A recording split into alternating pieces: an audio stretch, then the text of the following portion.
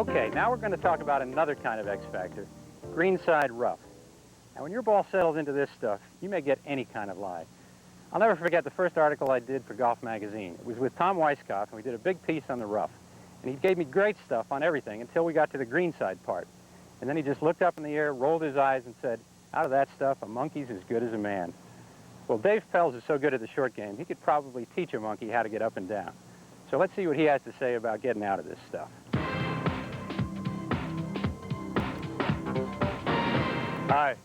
In today's show, we're here on a par 4. In these sessions, we're talking about 4 player types. All 4 players have missed the green here, and what I want to look at is what choices they have and how can they get this ball into that hole in the least number of strokes. That's the whole point of the game. And I want to talk to you today not only about how do you execute certain shots, but which shots do you execute. It is more important sometimes to choose the right shot than it is to have perfect execution. If you can allow yourself to get away with some things sometimes, it'll help your score. Now, where we're starting here, I want to talk to you high handicappers. You've missed this green, you're a little bit short, you're off to the side, and quite often in that circumstance, you've got to carry over a bunker.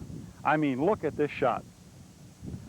I've got to carry this ball 35 yards to the edge of the bunker, then I've got to stop it within 10 feet if I'm going to get close to that pin. It's a very difficult shot.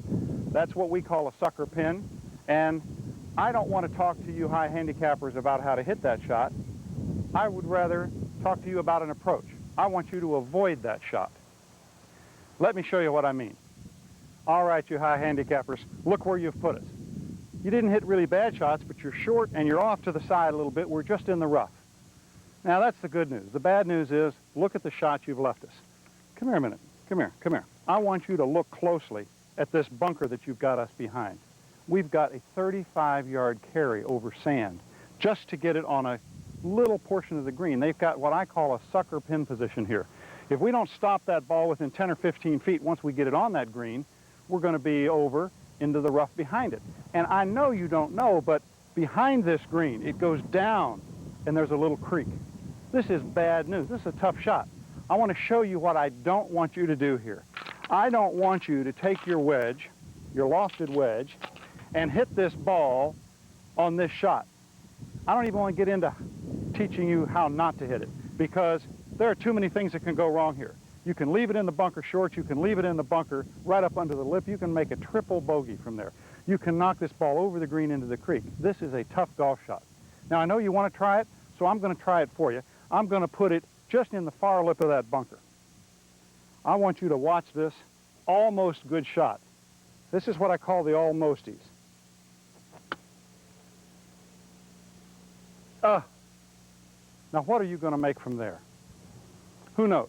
I want you to forget that shot. I want you to take not your wedge. I want you to take a 3-step process, really. And step 1 is choose the safest shot that you can hit from this position that will let you 2-putt on your next shot. I want you to look at the right side of that bunker.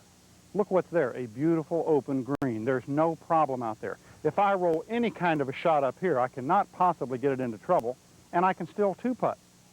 Now, hitting a wedge right at the pin, my odds of 1-putting are 1 in 25 or 30. With your handicap, who knows? 1 in 40 maybe, some of you. I don't want to go for that. I want to take the safe shot. So choice number 1 is, what is the safest place I can hit this ball on the green and still 2-putt? And to me right now, that's right up the throat. The second choice I want you to make is the lowest club that you can hit this shot into that position with. And that would be in this position, let's see. I'll put another ball down. Not a very good lie. I would probably take a 7-iron out of that lie. Now, I don't want you to play safe halfway, because most people, and I know it because I teach a lot of schools, most people, when I tell them to play safe, they're going to try to run it right up the bank here. They're going to try to scoot it right by the edge of that bunker. I want to show you what happens when you do that. This shot, right at the edge of that bunker, is probably going to end up in that bunker. That's not a safe shot. That's an almost safe shot. What I really want you to do is play safe, completely safe. Now, if I want to just get that ball into the center of the green, there's no use getting it close. Almost any place I hit it up there, that's fine. How could that ball possibly get into trouble? That ball, I can two-putt. I can make my bogey from here. That's all we want when they have these pins in a sucker position.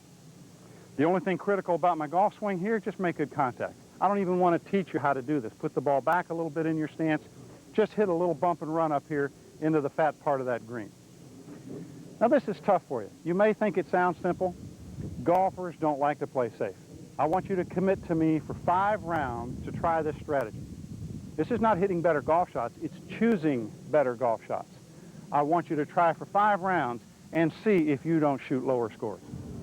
When we come back now, I want to look at the shot for you other 3 player types. Thanks to Sprint Business, now the world is flat. Introducing flat rate pricing for small businesses on all your long distance, even for Sprint 800 service. Enhanced fax and cellular long distance. One low flat rate for everything all over the country, so you know just what you're paying. Now that's simple. Call now for flat rate pricing. 1-800-827-3700. Call Sprint Business. Next week, the Golf Channel presents instructor Dave Pelz in 5 episodes of the Golf Channel Academy. Dave will demonstrate optimum speed putting, bunker fundamentals, bunker lies, and the bump and run. Next week at 7 p.m. Eastern on the Golf Channel. Golf Channel on-course reporters count up the strokes on the Scorecard Report.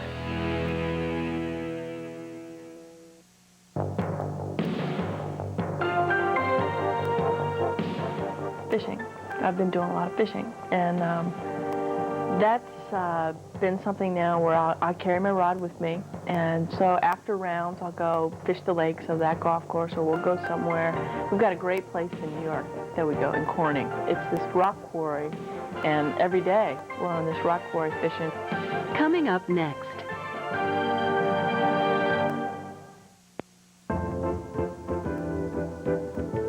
All right, welcome back to the private lessons. Now, let's get to you power hitters. I want to talk to you because you've gotten us over here to the left of the green. We're pin high, and we've got this big bunker to carry. Happens to you all the time. That's where they put the bunkers, on the lefts and the rights of the greens. And when you're here, you're not afraid of this shot, but I know you have a little trouble with touch. I want to show you something now. This is what I call my wide open cut shot. I've laid the blade of the club open, and I take a big old swing, and I hit that ball up there pretty softly.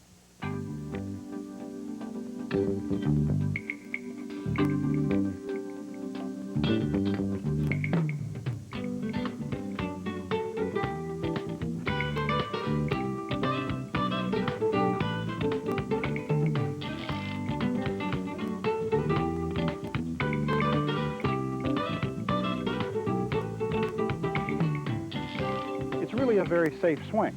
I mean, I can hit it much harder than that or a lot easier than that, and the thing that changes mainly is how high it goes, and the distance that it travels doesn't change very much. Now look, I'm going to put a ball down here, about the same lie. It's kind of a nesty little lie, and I'm going to swing about what I feel is twice that hard. I've got the blade open, the ball's in the middle of my stance, and watch this rip swing.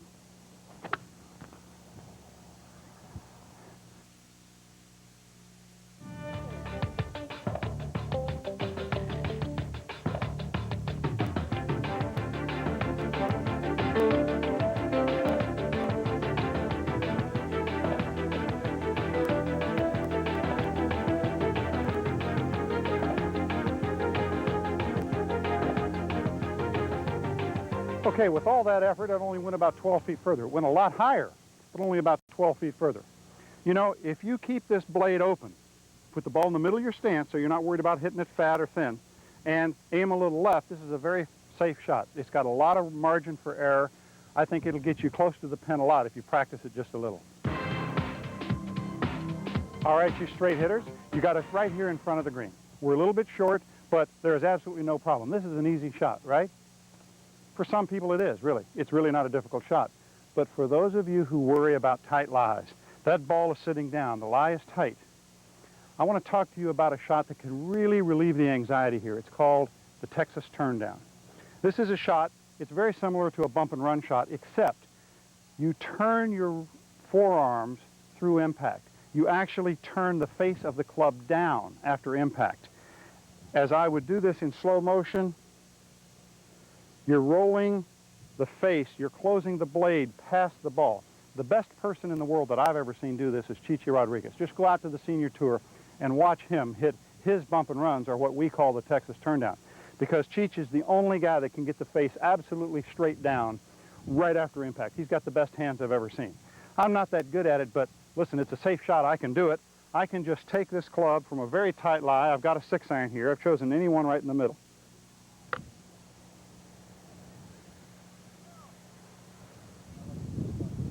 It's really not tough. There's not a whole lot that can go wrong.